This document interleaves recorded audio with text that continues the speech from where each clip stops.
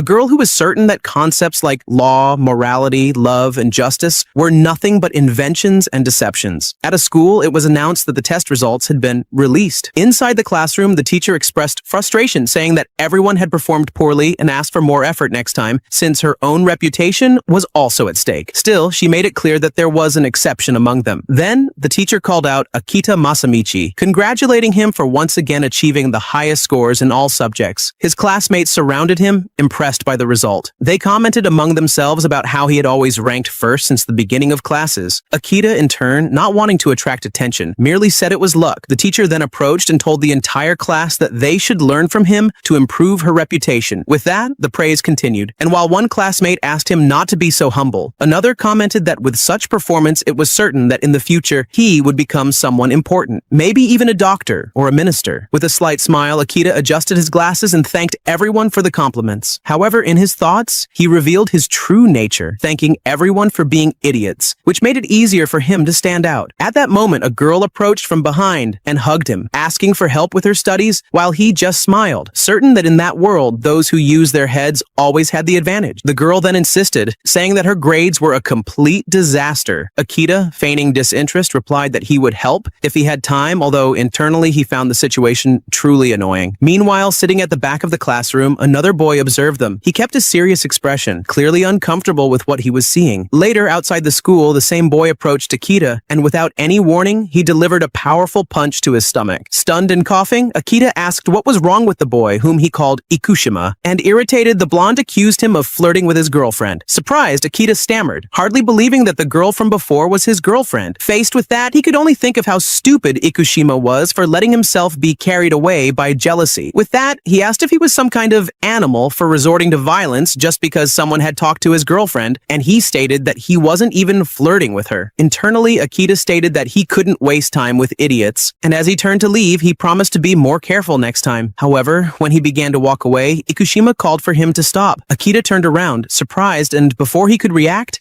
Ikushima knocked him down with a kick. Looking down at him, the blonde accused him of belittling people. And with a cold look, he ordered Akita to kneel. With no way to fight back, Akita found himself forced to obey the humiliating order. Kneeling, he thought that this was acceptable for now, as he was smart enough to recognize the difference in power between them. Deep down, he knew that Ikushima was apparently a nationally ranked karate practitioner, and that if he tried to fight, he would only get beaten worse. Meanwhile, Ikushima said that idiots like him wouldn't last long in society, but with a sadistic smile, Akita merely thought that he should enjoy it while he could, because he knew that this situation was temporary. And he reinforced to himself that, in that situation, kneeling was, in fact, the most intelligent attitude. Suddenly, the scene was interrupted by a female voice that, with a smile, asked if they were finished. Soon, Akita asked who she was. The girl, however, just smiled sweetly, enjoying the moment. Soon after, she stood up and, turning to Ikushima, asked if he would like to fight her. The unexpected proposal left Ikushima completely perplexed. Meanwhile, Akita, still on the ground, thought about how crazy she was. Despite the stares, the girl just kept the same enigmatic smile on her face. Then, Ikushima, clearly irritated by her interference, turned to leave, but not before giving Akita a final warning, telling him not to approach his girlfriend again. Our hero, still processing what had happened, wondered if she had just helped him, and realized that if that was the case, she had managed to drive Ikushima away using only words. With that, he looked at her, wondering if she was also intelligent like him. Soon after, Akita thanked her and asked once again who she was, but the girl did not answer and shouted to Ikushima, asking if he was running away. Turning around again, the blonde just said there was nothing to be done. However, with a sadistic smile, she pressured him with irony, insinuating that someone like him, always so correct, would never have the courage to accept a real fight. The way she manipulated the situation left Akita completely shocked. At that moment, Ikushima asked what she had just said. The girl then stated that karate wasn't even a real martial art, especially the traditional style. She continued the provocation, explaining that it involved controlled strikes, where points were awarded for pretending to hit, but it was considered a foul if the strike actually landed. And kicking a small rock, she concluded that something like that couldn't be called a martial art, being just a sport. Visibly irritated, Ikushima asked what she was up to. With a dark smile, the girl asked if he hadn't figured it out yet, and declared that she was starting a fight, a real fight. Absorbing each of those words, our hero was shocked by her audacity. The provocation hit its target, and Ikushima's face twisted twisted in pure rage. He then, using the incredibly fast footwork of traditional karate, advanced in an instant and threw a punch toward her. Despite the fast attack, the girl remained motionless, showing no reaction, even with Ikushima's fist approaching her face. Ikushima's punch cut through the air with speed. However, he stopped the blow mere centimeters from her face, making it clear that his intention was only to intimidate her. After all, he wanted her to feel the power of the controlled strikes she had mocked so much. But to his surprise, the girl merely gave a slight smile, completely unmoved by the threat. At that moment, a slight tremor of fear appeared on Ikushima's face, who began to regret what he had done. His regret came from the tactical mistake he had made. In trying to intimidate her, he had left his fist hanging in the air instead of pulling it back. That hesitation was his downfall. Taking advantage of the opening, she grabbed his wrist with impressive speed. Above all, Ikushima deeply regretted provoking that woman, as with a single quick movement, she twisted his forearm. Pain and shock filled his expression. While Ikushima screamed in pain, the girl mocked him, saying he was exaggerating since his wrist wasn't broken. Then, with an intense look and a threatening smile, she announced that the real fight was starting at that moment. Now driven by fury, Ikushima pulled himself together and went on the attack. Despite the speed, she blocked his punch with disconcerting ease. He tried another strike, but she dodged with a fluid movement, letting the attack pass into the void. A kick came next, but once again, she dodged with impressive agility, showing no difficulty. From the ground, Akita could hardly form a thought. Completely shocked by the skill she displayed, he exclaimed, incredulous, that none of Ikushima's blows were landing. While Akita watched in silence, still trying to understand who the girl was she provoked the blonde during the fight, sarcastically reminding him that he was the second best in the country. Soon she lowered her head and began to reflect on how to describe her opponent's level. Then, with a mocking smile, she called him just average. The provocation left Ikushima visibly furious. Akita, meanwhile, continued to watch, increasingly shocked by her audacity. However, instead of exploding, Ikushima just let out a sinister laugh, and trying to appear bigger than he was, he warned that he would go all out, telling her not to cry about what was going to happen to her. However, the girl, with her hands together in excitement, merely stated that things were starting to get fun. Then, Ikushima took a deep breath, focusing on the next move. And then, he advanced with impressive speed. He was about to use the special technique that had taken him to the national tournament. Normally, a punch started with the movement of the feet, but Ikushima's was different. His technique reversed that logic, attacking first with the hand and letting the foot follow the movement afterward. The result was an attack with no wasted motion, just pure speed. He was so confident that he shouted for her to forget about blocking, as she wouldn't even have time to react. That technique was called lightning impulse, and with a dry sound, the girl's face was struck. Ikushima watched, certain of his victory. However, to his surprise, the girl, still smiling, responded with a powerful counterpunch to his face. More and more, Akita's eyes widened at the sight of such skill. After that, the girl cheerfully explained that a weak punch wouldn't bring anyone down, stating that one had to attack with the intent to kill. Fascinated, Akita realized there was a deep logic behind each of the girl's techniques, who had completely dominated a man with ease. He even felt a kind of beauty in her movements. With Ikushima defeated on the ground, the girl, even with a trickle of blood on her lip, praised his punch, saying it had been impressive. She admitted that although she had tried to dodge, she had still been hit, as she hadn't even seen the blow coming. Soon she taught him that to cause real damage, he would need to step in a bit more, since his punch, although fast, was too weak. Driven by everything he had witnessed, Akita stood up and suddenly asked if she could teach him how to fight. The question visibly surprised the girl. He himself could hardly believe what he had said, as he always considered fighting something only fools did. However, he saw an opportunity there. If he learned to fight and got closer to her, he wouldn't have to fear people like Ikushima anymore. He was convinced that this would be the smartest move to make. But suddenly, the girl hugged him, looking into his eyes with an unsettling intensity, which left him completely flustered and unable to say a word. Her answer, however, came in the form of a brutal and unexpected knee to his face. The impact made him scream in pain as blood began to gush from his nose. He staggered backward, totally surprised by the sudden attack. Terrified, he brought his hand to his face, realizing in disbelief that blood was pouring out. Completely stunned, he remained kneeling before her. The girl, in turn, simply told him to imagine that he was in the savannah and had come across a lion devouring a zebra. She then asked if he would have the courage to approach and pet the lion's head, as if it were a tame animal. Still confused, Akita wondered why she was saying that. With a smile, she insisted on the question, wanting to know if he would do it. Terrified, he replied that he definitely wouldn't, because he would be devoured instantly. With that, she cheerfully confirmed that his answer was correct. And approaching his face, she said that the same logic applied to their situation, and without giving him time to react, she struck him with another violent low kick stam, which made him spit liters upon impact. Finally, with a sadistic smile, she asked why he thought he wouldn't be hit, since it was obvious that, in that situation, she was the stronger one. While Akita remained kneeling, the girl stared at him and began to question, one by one, how justice, morality, law, or love could help him at that moment. And with contempt, she shouted that all of that was nothing but fiction. Next, she stated that, at that moment, she could do whatever she wanted with him, and that was the only fact that mattered. Soon, Akita admitted to himself that, although he didn't fully understand everything, she was absolutely right. He understood that his life was in her hands, and that she could kill him if she wanted to, a fact he saw as undeniable. Faced with this overwhelming reality, he concluded that all he could do was prostrate himself on the ground in complete submission, kneeling and begging for mercy like a submissive animal. After the act, the girl watched him with a completely indifferent gaze. That soon turned into a smile. Then the girl squatted down and, placing her hand on his head, applauded his attitude. She then ordered him to stay like that for the rest of his life. However, Akita realized that what he was about to do wasn't a smart move. He wondered if his action was motivated by anger or shame, or if it was simply because his opponent had looked away. Whatever the reason, he lunged forward in a desperate attack, his body moved by pure instinct, throwing a punch at her. However, with a calm smile, she, who was already leaving, turned back, and in a spinning motion, she surprised him by hitting him in the face using her own breasts as a weapon. The impact threw him backward, and all he could see was himself slowly falling as blood gushed from his nose. And with a thud, he finally hit the ground. That same night, he had a dream. In his dreams, he saw the girl who had once been so dominant, now in a state of complete despair. She seemed to be a strong person who used violence as she pleased, but Akita dreamed that at that moment, she was the one being subdued. She seemed to suffocate, completely at his mercy. But when he was about to reach the peak of his dream, with a sigh, Akita woke up in his bed. Soon he stated that it had been the worst nightmare of his life. The next day at school, Ikushima's girlfriend approached, worried, wanting to know if he knew anything since her boyfriend had disappeared without notice. But Akita, with a bandage on his face, simply replied that he knew nothing. At that moment, the girl's voice echoed in his mind, telling him to just pretend that everything that happened the day before was nothing but a nightmare. While the image of the smiling girl hovered in his mind, Akita tried to convince himself that only fools solved things with violence, and that he should be smarter than that. He told himself that the best thing to do was forget everything, since it was very unlikely he'd see her again. However, his thoughts were interrupted by the teacher, who asked everyone to sit down because she had an important announcement. Meanwhile, Akita wondered what a student from another school had been doing there the day before. And to his complete horror, the new transfer student was precisely that girl. The teacher introduced her as Rikudo Setsuna, while she addressed the class, mentioning her hobbies as sewing, cooking, and theater. And with a sadistic laugh, she added violence. While the class laughed, thinking it was a joke, Akita remained still, gripped by fear, because unlike the others, he knew she was serious. After all, he could still feel the weight of that violence on his skin. At that moment, she recognized our hero. Curious, the teacher asked if she knew Akita, and Rikudo promptly confirmed. She then walked to his desk and, with a smile, praised the violence she had witnessed the day before. And to Akita's terror, she leaned in and whispered that they should do it again soon. And, well, that was the story of Rikudo Setsuna, a story of violence. A week had passed since her transfer. Upon entering the classroom, she greeted everyone with a cheerful good morning. Immediately, a group of girls welcomed her with the same enthusiasm. One of them asked if she was already used to the school, while Setsuna, always smiling, confirmed, adding that it was all thanks to them. From his desk, Akita watched her and thought that although she seemed to have blended in perfectly, he couldn't forget the fateful moment he met her. He remembered how she had appeared out of nowhere and easily defeated the karateka Ikushima. Soon after, she had done the same to him. The violence of the attack had caused him a nasal injury, a skull fracture, an incomplete fracture of the left ulna, and multiple other bruises, leaving him with an estimated recovery time of 2 months. Still feeling the pain of his injuries, Akita thought that, besides not forgetting what happened, his hatred for her only continued to grow. Suddenly, sensing his gaze, she turned to him with a smile. Caught off guard, he could only stammer. Frightening naturalness, she greeted him with a good morning. He, in turn, wondered how she could act like that after leaving him unconscious. She then asked how he was feeling, which led him to explode, questioning how she had the nerve to ask that, being the one responsible for his condition. The sudden outburst caught the attention of the entire class, who turned to look at them. Immediately, Ikushima's girlfriend approached, asking what was going on. Akita, embarrassed, just replied that it was nothing. With that, he scolded himself, realizing that he had lost his temper and raised his voice unintentionally. He reflected that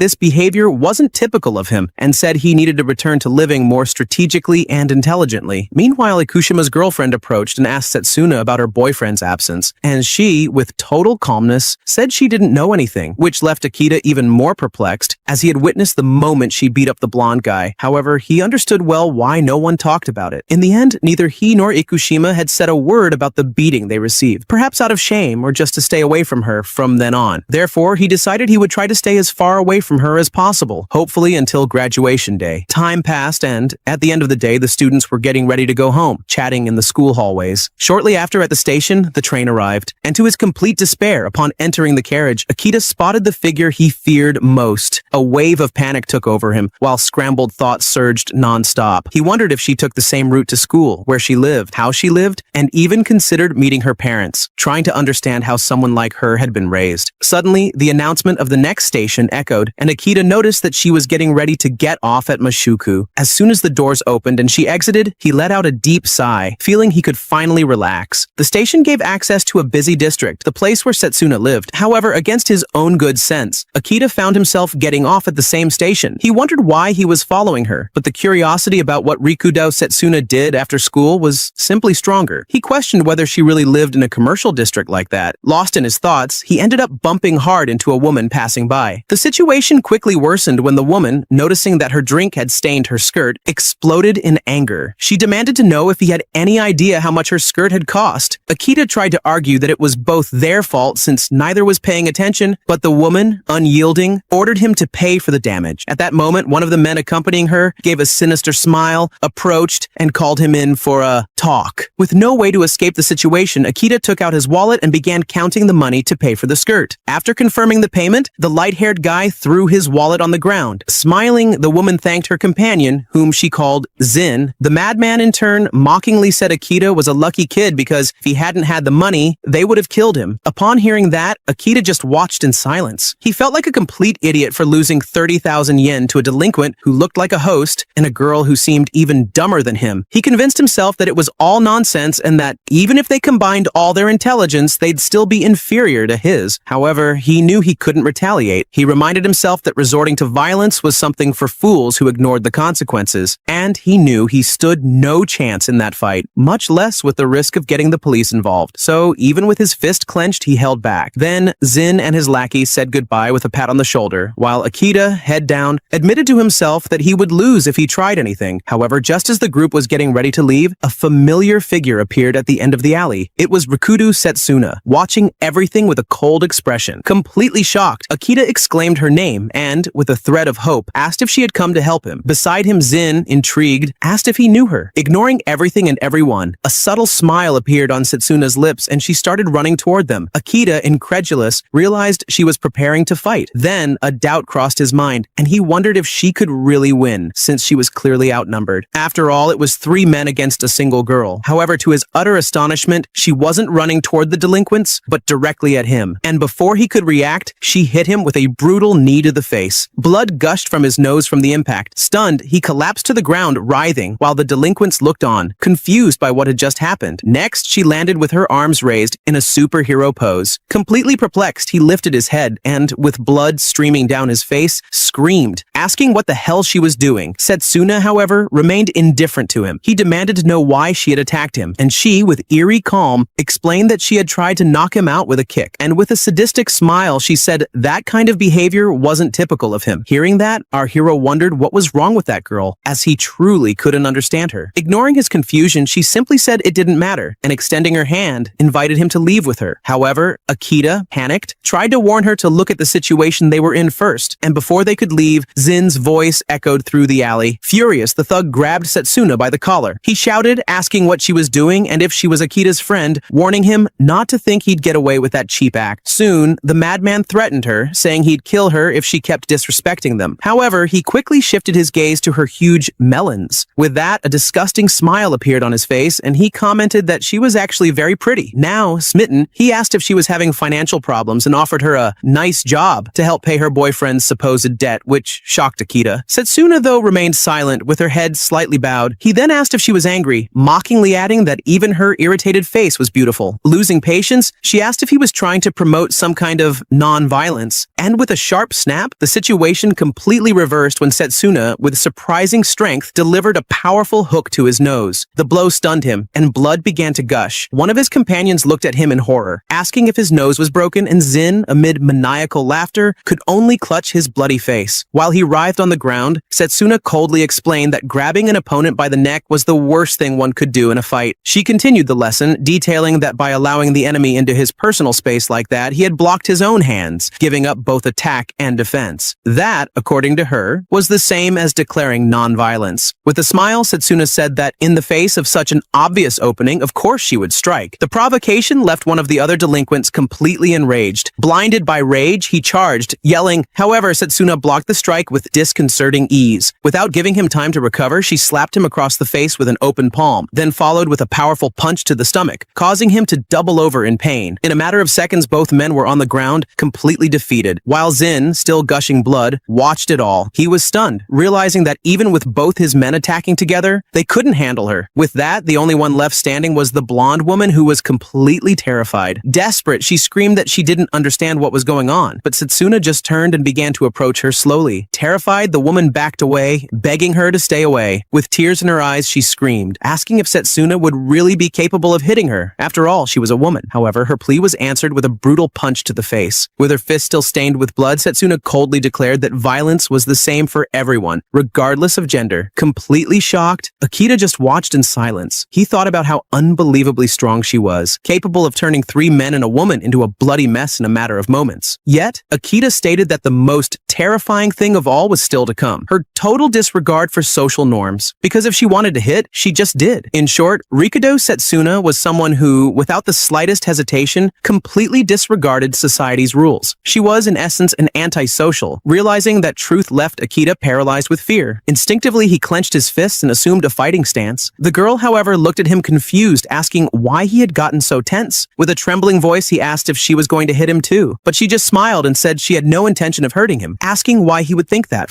Furious, he reminded her that she had just drop-kicked him. However, she quickly put her bloodied hands together and said the reason was simple, asking if they weren't friends. Completely bloodied and with his glasses cracked, Akita could barely process her twisted logic. Shortly after, elsewhere inside a building, the 3 delinquents, now with bruised faces, presented themselves to their superior. And, well, what they saw in front of them was rather awkward, because while they talked to the boss, a woman was simply sucking on a popsicle in front of them. Sitting on a couch, the gang boss, with a look of disdain, asked if they had really been beaten by a high school girl. With that, he asked if they were kidding. And in a fit of rage over his subordinate's incompetence, the boss delivered a brutal punch to the girl who was drinking milk. The impact hurled her violently across the room. Lying on the floor, she spat blood. Then, the boss, Shuji, stared at them while the 3 delinquents remained silent, visibly shaken. Zin tried to justify himself, explaining that the girl was just too strong and probably practiced some type of martial art. Seeing the bruises on the fool's face, the boss asked if he was okay, and Zin confirmed that she had broken his nose. While the woman resumed sucking her popsicle, Shuji concluded that the girl was indeed dangerous. Shuji then approached the woman and, with disdain, said she really wasn't good at it. She, in turn, could only apologize. With a smile, he suggested that the best solution was simply to kidnap her. The idea shocked Zin. Shuji, however, explained that they needed to handle it, because if people started underestimating their business, it would be over. With a dark look, he explained his plan with disturbing ease, believing that a high school girl would be the perfect target, and with a video of her, they could profit even more by attracting new clients. One of the delinquents, horrified, exclaimed that there was no way they could do that. With a pale face, he added that it was a crime, and that they would certainly be arrested. Then, he asked if there wasn't a chance of getting caught. Shuji sighed, disappointed with their lack of courage. He lamented today's youth, saying their testosterone was way too low. Suddenly, with a sharp move, he grabbed the woman's hair tightly and said they needed more exercise. Then, he unbuttoned his pants, explaining that when you had muscles, you felt certain that no one could defeat you. That was the feeling of omnipotence. He looked at his terrified subordinates and said that, especially when holding a woman, no matter how much she resisted, it was possible to do whatever you wanted with her. And he screamed that when you worked out, women started to look like trash. With a fanatic smile, he invited them to hit the gym. The next day, back at school, the teacher opened the door for Setsuna to enter the classroom. At lunchtime, the mad girl approached Akita with a radiant smile and invited him to eat together. He, in turn, immediately refused the offer. However, she insisted, telling him not to be so distant, and revealed revealed that she had even brought a lunchbox for him. To his surprise, the lunch consisted of a generous portion of skinless chicken breast, white rice, and broccoli, accompanied by a protein drink. Completely perplexed, he asked if she was some kind of bodybuilder. However, she simply explained that protein helped wounds heal faster. Setsuna then encouraged him to enjoy the meal. Akita, for his part, only thought about the irony of her offering food to heal the wounds she herself had caused. While she started eating, cheerfully humming, Akita, holding his cracked glasses, interrupted her, saying he needed to ask a question. He wanted to confirm whether the reason they were eating together was because they were friends. And she, with a smile, confirmed. Akita then said that for a moment he'd ignore her crazy idea of friendship, and reminded her that although she had already beaten him up twice, what he really wanted to ask was something else. Staring at her directly, he asked why out of all people she had chosen him. Akita tried to argue that it didn't make sense since there were many people stronger than him, citing Ikushima as an example. Setsuna, however, just laughed, asking if he really chose his friends based on strength or weakness. Still, he insisted on knowing why. Then, with an unsettling intensity, she leaned in toward him and said that the two of them were alike. The statement left Akita even more confused. Furious, he asked how they could possibly be alike, while she simply laughed at his reaction. Suddenly, Ikushima's girlfriend approached, asking if what was happening was a lover's quarrel. Akita, in a panic, vehemently denied it. Ignoring the interruption, Setsuna explained that it wasn't about being strong or weak. It wasn't about winning or losing either. It was a matter that went beyond profit or loss. It was about dignity. She then stated that it was about being able to do what needed to be done when the time came. Ikushima's girlfriend, oblivious to all that tension, interrupted the conversation with a suggestive question, wanting to know if the conversation had taken a sexual turn. Akita, for his part, curtly responded that he didn't want anything with her. Meanwhile, in another part of the city, a dark van parked in an alley. Inside the vehicle, one of the delinquents looked visibly disturbed. Still uneasy, he asked Zin if he really intended to go through with the plan. Zin, in turn, just took a drag from his cigarette and warned him that kidnapping a student wasn't something to mess around with, and if he was scared, he'd better back out. However, he warned him that if he ran, Shuji would kill him. And, well, that was Shuji's business model, which he called the love business. He used his men to get women addicted to hosts, making them rack up debt. And when they could no longer pay, they were forced into the sex industry. The question remained, how did Shuji keep the women from running away, since their escape meant the end of his profits? The delinquent naively suggested that maybe he kept them around by being kind, but Zin denied that idea, saying it was exactly the opposite. He stated that he used violence as a method, explaining that the victims had to be beaten repeatedly until they internalized the fear and believed they would be killed if they disobeyed. That way, they completely lost the will to escape. Zin even recalled rumors about a woman who supposedly died from being beaten too much. The driver delinquent, completely terrified, told them to stop with the useless talk. Suddenly, one of them called the other's attention to the street, and there she was, Rikudao Setsuna, walking alone. Back in the van, Zin confirmed the plan and instructed his men to follow her, wait for the right moment, and then act. The van then sped up, and impatiently he ordered them to quickly pull her into the vehicle, not caring if there were witnesses nearby. Then, the dark van silently approached from behind Setsuna, who continued walking, unaware of the threat. From inside the vehicle, they watched her, aligning the perfect moment for the attack, and in a sudden move, the van screeched to a stop beside her. Immediately, the side door swung open and the delinquent's hands reached out toward her, ready to grab her. With the girl finally in their grasp, they grabbed her tightly and threw her into the van, slamming it shut afterward. With the mission apparently accomplished, the van sped off down the street. However, what should have been a smooth ride turned into sudden chaos when, with explosive force, Zin's body was violently hurled out of the vehicle, completely shattering the side window. Meanwhile, back at the group's hideout, the atmosphere was calm and expectant. In the main room, the head of the operation awaited news from his subordinates. Confident in the plan's success, he answered the phone with a smile, asking if they had already kidnapped the girl. But to his surprise, the boss was stunned to hear his subordinate stammer on the other end, denying the mission's success. Suddenly, Setsuna grabbed the delinquent's phone and complained about the interruption, telling him not to call right now because she was almost there. At that moment, it clicked, and Shuji finally realized something had gone terribly wrong. With the delinquent scattered and defeated around her, she calmly introduced herself on the phone. Meanwhile, the driver, desperate and bleeding, screamed for her to give the phone back. While Setsuna delivered a powerful knee to the idiot's face, she asked the boss if he had any business with her. On the other end, Shoji asked if she was the woman who had beaten up his subordinates, and with a smile, the girl confirmed. The provocation pushed Shoji's patience to the limit. In a fit of rage, he shouted that he would kill her if she kept acting that way, asking who she thought she was to tarnish his reputation like that. He then promised to pour gasoline on her house and burn everything to the ground. He demanded that she apologize or else her whole family would be met her house and burn everything to the ground. He demanded that she apologize otherwise or else her whole family would be massacred, and that, as punishment, he would make her work for him. Setsuna, however, remained indifferent. Pretending not to understand the situation, she finally asked if, in the end, he was trying to pick a fight with her. The audacity of that question made Shoji's veins bulge with rage. Then she suggested that before anything else, he should introduce himself. Shuji, for his part, interrupted her, insisting that he needed to say something. With a dark expression, he declared that the thing he hated most was being looked down on by women, and promised that he would definitely settle the score with her. However, before he could continue with his threats, she simply hung up on him. With that, Shoji let out a sigh. He said there was something intriguing about her, and wondered if Rikudo Setsuna always acted that way. And well, there was our protagonist in another mess, now being held hostage. The question had been directed at him. Akita, visibly nervous and sweating bullets, confirmed. In his thoughts, he recalled how, after school, he had been forced into a car and brought to that place. Analyzing the situation, Akita concluded that it was obvious that man didn't have an honest job and wondered if he was some kind of gangster. Overwhelmed with fear, he stammered, and with a trembling voice, he finally asked what was going to happen to him. Shuji, thoughtful, considered the situation for a moment, and with a cynical smile, he explained that, to start, they would need money for medical expenses and compensation for the damage caused, suggesting an amount of 3 million yen, which left Akita completely shocked by the absurd amount. Shuji, however, said to leave that aside for now and focus on the current situation, proposing that if Akita introduced him to some girls from school, he would also receive a cut of the profits. But he soon dropped the subject and, with a dark smile and clenched fist, told the boy that he would simply return the favor, doing to Akita the same thing his girlfriend had done to him. And, well, that declaration made Akita's eyes bulge. Then, Shuji prepared for the attack, announcing that it was about to begin. Terrified, our hero saw that huge, muscular arm coming toward him. In panic, he was certain he would die and, desperate, begged him to wait. He shouted that Shuji was completely mistaken and clarified that Rikudo Setsuna was not his friend, much less his girlfriend. Then, he explained that she had actually assaulted him since the first time they met, and that since then, he had been subjected to all sorts of senseless violence, lamenting that, in the end, he had been dragged into all this mess. Shuji listened to the explanation with an impassive expression. Then, he placed his hand on the boy's shoulder, and with a smile said he finally understood, regretting that Akita hadn't said that earlier. With a surprisingly friendly attitude, he asked if, in the end, they were both victims of Rikudo Setsuna, and apologized for scaring him. Our hero, still processing the sudden change in behavior, wondered in disbelief if he had just been saved. However, the conversation took a bizarre turn when Shoji suddenly asked if he happened to be a virgin, which left Akita shocked and speechless. Shuji then pointed to his own head, staring at him with a disturbing expression. Embarrassed, Akita finally admitted his virginity. The delinquent, in turn, exclaimed that he already knew. Then he scolded him, stating that it was unacceptable to be a virgin at that age, and that, without muscles, it was no wonder women despised him. Faced with the scolding, Akita could only stammer an apology. Shuji then brought the girl who was in the office closer, saying it must also be fate. While holding her, he continued his speech, explaining that if Akita didn't want to be despised by women anymore, the answer to everything was having muscles. He reinforced his theory, stating that women were weak and therefore couldn't oppose strength. Shuji then advised our hero to start going to the gym. Suddenly, he called him by name, and then made a shocking proposal, telling Akita it was okay if he wanted to do it with that girl. The suggestion left Akita completely horrified. Shuji encouraged him not to hold back, calling it a free service, so he'd never let a woman look down on him again. However, Akita shouted that his hesitation had nothing to do with money. But ignoring his choice, Shuji ordered the girl to get him in the mood, and she, in turn, simply agreed. As the girl approached asking for permission, Akita panicked, trying to stop her. In his mind, a whirlwind of thoughts haunted him. He wondered if that was really acceptable and feared they might charge him for it later. However, the fear of refusing too directly and angering them was even greater. Faced with that inescapable situation, he concluded he had no choice but to sacrifice his virginity. However, as he saw her approaching, something caught his attention. He noticed that the girl's body was covered in bruises. At that moment, the delinquent encouraged him not to hold back, revealing that she had already slept with dozens of other men to pay off her debt. And with contempt, he said she was nothing more than a tool, a mere toy. The cruel words left Akita bowed, processing the brutality of the situation. Then, in an unexpected gesture, he gently held her hand and said she didn't have to do that. The unexpected gesture surprised both the girl and Shuji. The delinquent asked if he was acting that way out of shame, but Akita denied it, stating he simply didn't want to. He then clarified that it wasn't about being a feminist or against sex work, but shouted that forcing someone to do that was the lowest thing one could do. Shuji, in turn, simply listened, and then commented that Akita had a lot of courage to speak like that, and that if he were the girl, maybe he'd even fall in love with him. But then, he called him again, and with a sadistic smile, observed that he had gotten hard. Akita, panicking, looked down, which made Shoji burst into hysterical laughter. He ridiculed him, asking how he could give a lecture while aroused, and compared him to a pathetic brothel customer. Then he began to imitate him, stammering that he had no intention of doing anything, even though he was hard. The scene was so comical that even the girl couldn't help but laugh. Shuji's laughter was so intense that he drooled uncontrollably and bent over, saying his stomach hurt from laughing so much. Meanwhile, in his mind, Akita remembered the penal code, which defined assault as a punishable crime. Our hero then clenched his fists and reinforced to himself that violence was a crime, and therefore should never be committed. And defying all his fear, in an act of pure desperation, he landed a powerful punch to Shoji's face. Internally, Akita found himself thinking about those frustrating memories that seemed to stick in your mind, the kind that came back from time to time just to embarrass and bother you again. Like, for example, a moment when someone's dignity was threatened by overwhelming injustice. Although such occasions were extremely rare, there were indeed times when one had to fight back. With Shuji's body fallen at his feet, he shouted, "Long live violence!" He recalled that it had been the first time in his life that he had hit someone. At that moment, it felt like all the humiliation he had to endure was released all at once. That's why his brain felt like it went into overdrive, flooded with noradrenaline and dopamine. Shuji's retaliation, however, was immediate and brutal, and in seconds, he found himself on the ground, bleeding after a counterattack. But the strange thing was, despite everything, he didn't feel any pain. Shuji, recovering from the blow, wiped his forehead, muttering Akita's name with frustration. Then, with a smile of admiration and a flexed arm, he called him crazy for having the courage to attack him, even after seeing how strong he was. Meanwhile, Akita only regretted not wanting to end up with a bruise. Shuji, thoughtful, admitted that he was still irritated, and concluded that maybe he'd feel better if he landed 5 more punches on Akita's face to ease his anger. However, just as he prepared to attack again, the door opened, and Rikudo Setsuna appeared. She calmly analyzed everything. From the ground, Akita could barely whisper her name. Shuji, in turn, turned to the newcomer, and with sarcasm, apologized for beating up her boyfriend. Setsuna, however, remained silent, only staring at him with an empty look. He asked why she remained silent, insinuating that seeing her boyfriend hurt had scared her, and questioned if she didn't feel angry about it. Shuji's fury exploded, and he grabbed Akita by the hair, making it clear he'd show no mercy. Then he said he'd destroy her, and ordered her to kneel and beg for forgiveness. Setsuna, however, remained still. Then she asked if he was the type who only barked, but didn't bite. The provocation hit hard, and the veins in his face began to bulge. With that, Shoji took off his jacket, revealing his massive arms. At that moment, concepts like threat or mercy completely vanished from his mind, and his thoughts turned solely to combat. In his mind, he remembered that his men had been defeated and that she seemed to be a martial artist. So even though she was a woman, he couldn't let his guard down. He hated to admit it, but he had to be cautious. While Shuji assumed his stance, Setsuna, on the other hand, wasted no time, and with a firm step, she advanced, taking the initiative in the fight. In the blink of an eye, she lunged forward and landed a fast punch straight to his face. The sudden attack seemed to catch him off guard. However, with a focused and determined look, she didn't give him a second to breathe, continuing the offensive with a flurry of rapid strikes. Then, another impact hit him square in the stomach, making him grunt in pain. After the barrage of punches, she grabbed his head tightly, and in a combo executed without hesitation, she smashed his face violently against her knee. However, what Rikudo Setsuna didn't expect was that all of this was going exactly according to Shoji's plan, because Shuji knew absolutely nothing about martial arts. However, due to his line of work, he had vast experience in hand-to-hand combat, and had more than a few victories under his belt. In other words, he knew exactly how to absorb blows without letting them hit vital points. And then, to Setsuna's surprise, he used every gram of his muscle strength to hurl her across the room.